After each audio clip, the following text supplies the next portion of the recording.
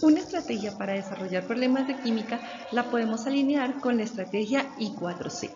Esta estrategia nos permite desarrollar habilidades de pensamiento mientras estudiamos química. 5 habilidades que están descritas. La habilidad de identificar, clasificar, comparar, cuantificar y comunicar. Con la habilidad de identificar podemos establecer en un problema dado la pregunta y verificar que la ecuación química esté balanceada. Por ejemplo, en el caso de la fotosíntesis, si a una planta se le suministran 4 moles de agua y capta 3 moles de CO2, podemos calcular el reactivo límite y el reactivo en exceso. Debemos identificar la pregunta y además balancear la ecuación. Con la habilidad de clasificar estamos en condiciones de establecer la relación relevante para resolver el problema. En este caso, la información más importante es la cantidad de los reactivos y además relacionarla con la información de la ecuación. Con la habilidad de comparar estamos en condiciones de establecer la relación estequiométrica en la ecuación química y utilizar los datos que me han enunciado del problema. Veamos. En la ecuación está claramente planteado que 6 moles de CO2 reaccionan exactamente con 6 moles de agua. Pues vamos a utilizar esa proporción, pero utilizando los datos que me da el enunciado del problema.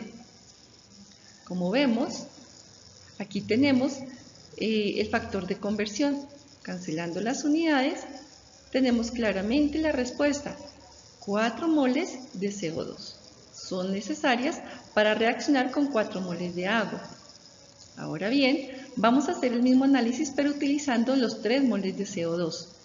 Vamos a calcular para 3 moles de CO2 cuánta agua necesitamos. De la misma manera, cancelamos las unidades y encontramos que tenemos 3 moles de CO2. Ahora, vamos a analizar estos 3 moles de agua. Según el problema, para 3 moles de CO2 necesitamos mínimo 3 moles de agua, pero el enunciado del problema nos da 4 moles de agua, significa que tenemos exceso de agua. Ese sería el reactivo en exceso. Si analizamos ahora con el CO2, si tenemos 4 moles, para 4 moles de agua necesitamos 4 moles de CO2 y el problema apenas me da 3. Significa que no tenemos suficiente CO2 y por tanto el reactivo límite son los 3 moles de CO2.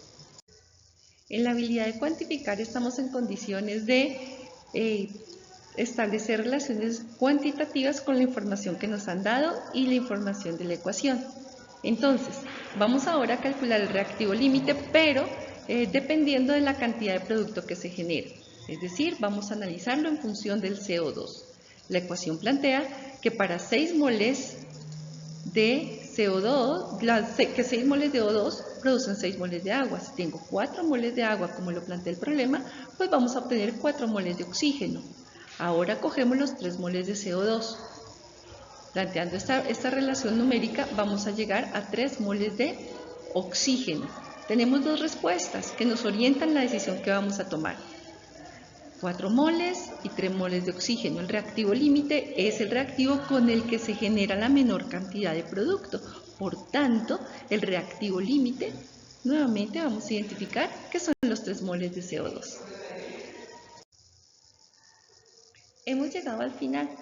Entonces, habiendo desarrollado el problema, pues estamos en la habilidad de comunicar, es decir, expresar de forma oral o escrita la respuesta a ese problema.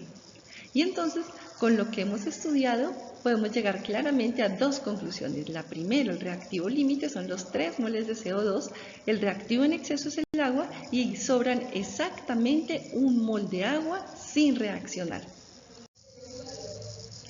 Eso es todo. Hacer problemas de química nos obliga a leer con detenimiento y a estar muy atentos en la relación de los datos que nos plantea el problema. Gracias y sigan estudiando con la estrategia I4C.